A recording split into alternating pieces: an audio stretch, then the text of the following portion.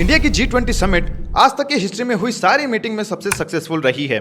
पहली बार ऐसा हुआ है कि सभी कंट्रीज एक मुद्दे के ऊपर साथ आई है, जिससे आने वाला समय भारत के लिए तो गेम चेंजर होगा ही, लेकिन बाकी कंट्रीज के लिए बिलियंस ऑफ डॉलर का फायदा होगा, जैसे बायोफ्यूल, टेक्नोलॉजी, ट्रेड, इन्वेस्टमेंट और मैरीटाइम रूट। लेकिन क्या आपको पता है कि इसे लीड कौन करने वाला है? इंडिया। हम इकलौती वो पावर हैं जिसने सभी देशों के साथ में अच्छे संबंध है, सिर्फ चीन और पाकिस्तान को छोड़कर, और यही हमारी प्रॉब्लम भी है, लेकिन हमारे पास इसका सॉल्यूशन भी है। एक बात तो माननी पड़ेगी कि डिप्लोमेसी में डॉक्टर जयशंकर और उनकी टीम का कोई मुकाबला नहीं है। यह आज तक की सबसे एफिशिएंट टीम है। इसी का उदाहरण है India middle eastern EU economical corridor.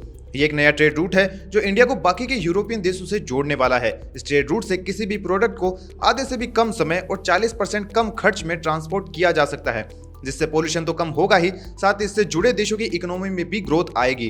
कितनी? तो हर साल तकरीबन 3 से 5 बिलियन डॉलर।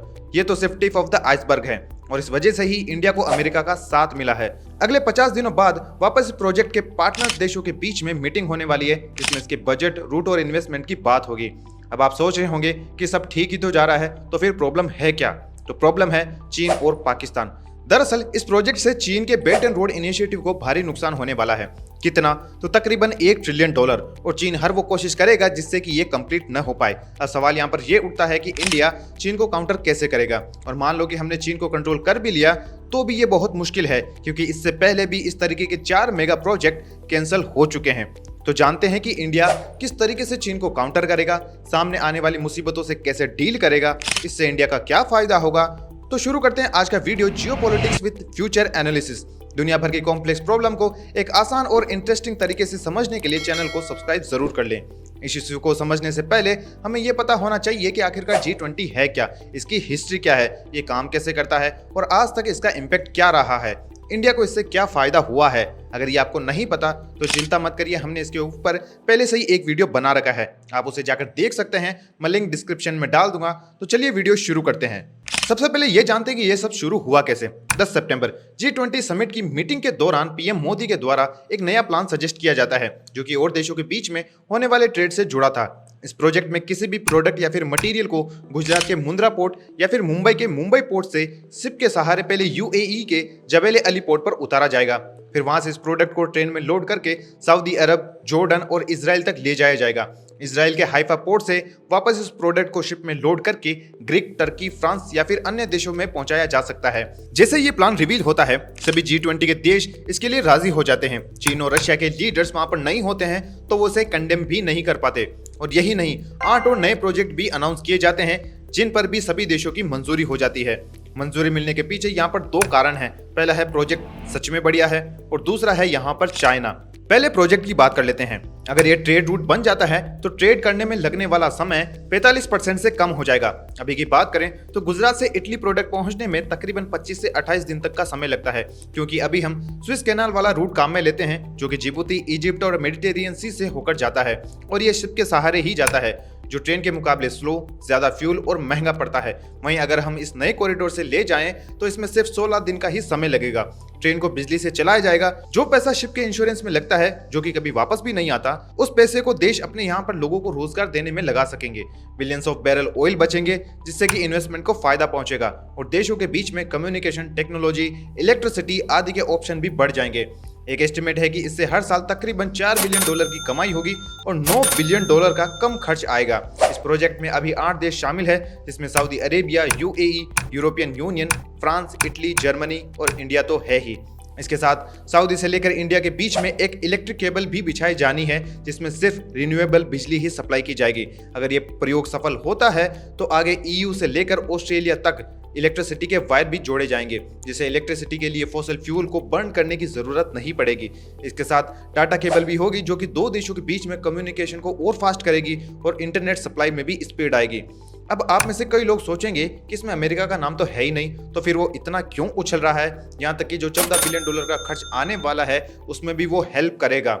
यहाँ आता है हमारा दूसरा टॉपिक, चाइना। दरअसल चीन ने 2013 में एक प्रोजेक्ट अनाउंस किया था, जिसे BRI यानी बेल्ट एंड रोड इनिशिएटिव बोला जाता है। अभी आप जो मैप देख रहे हो, उसमें चीन ने सभी देशों को जोड़ने के लिए रोड और शिप के माध्यम से रूट बनाना शुरू किया, जिसमें हाईवे, पोर्ट, बिजली, टनल और रेलवे लाइन शामिल है।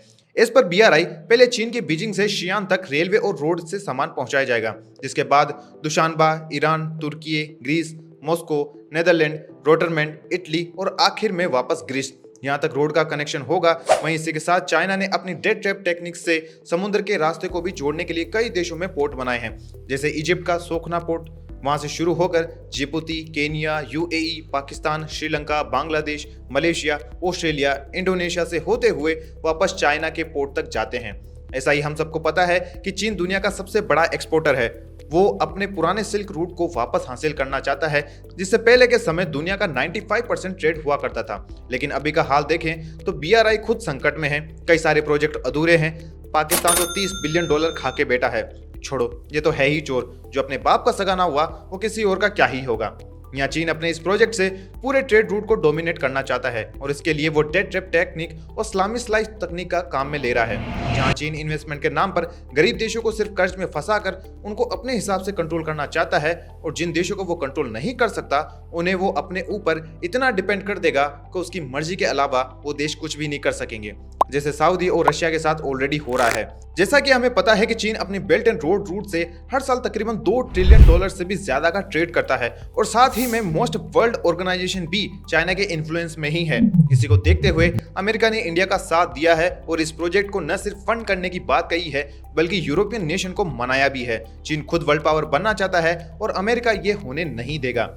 चीन इस India middle eastern EU economical corridor को रोकने के लिए अपनी पहली चाल भी चल चुका है, जहां तुर्की ने कुछ दिनों पहले ये बोला है कि इस रूट में जब तक तुर्की को नहीं जोड़ा जाएगा तब तक इसका कोई मतलब नहीं है, और इसे UAE के बदले इराक के अल सफा पोर्ट से तुर्की के रास्ते होते हुए EU में जाना चाहिए।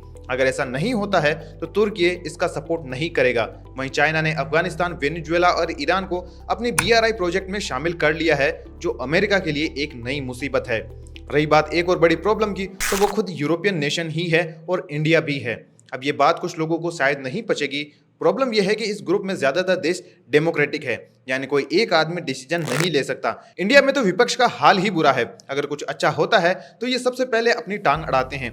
ये नहीं है कि ये देश का बुरा चाहते हैं, लेकिन अच्छा काम ये गवर्नमेंट ना कर पाए इसका एश्योर करते हैं। वहीं बात करेंगे यूरोपियन यूनियन की, तो ऐसा ही हाल इनका है। किसी एक बिल को पास कराने में ही महीनों या फिर सालों लग जाते हैं। तो इस प्रोजेक्ट की क्या गारंटी है कि ये जल्द ही पास होगा? इसके लिए बजट को एलोकेट करना और भी ज्यादा चैलेंजिंग होगा, और ग्राउंड पर आने में तो कई 100 साल लग जाएंगे। चाहे कितना भी कर लो, तब तक चाइना न जाने कितना आगे बढ़ जाएगा। अब बात करते हैं कि इन सब में इंडिया क्या करने वाला है और कैसे अमेरिका हमारा साथ देगा। इस पूरे गेम में इंडिया के पास 3 इक्के हैं। पहला, सऊदी और UAE। इंडिया और अरब देशों के रिश्ते काफी टाइम से अच्छे होते गए हैं। ये हमें वहां से आने वाले रेमिटेंस और इन्वेस्टमेंट से ही पता चल जाता है। ये दोनों देश काफी डेस्परेटली अपनी इकोनॉमी को ऑयल से शिफ्ट करके दूसरे और ऑप्शन पे डालना चाहते हैं, चाहे वो टूरिज्म हो या फिर स्पोर्ट। और रही बात चाइना की, तो ये अपना 80% ऑयल चाइना को ही एक्सपोर्ट करते हैं। इसके फायदे और नुकसान दोनों हैं। सऊदी को पता है कि अगर आज नहीं तो कल ऑयल खत्म ही हो जाएगा, और चाइना का क्या भरोसा।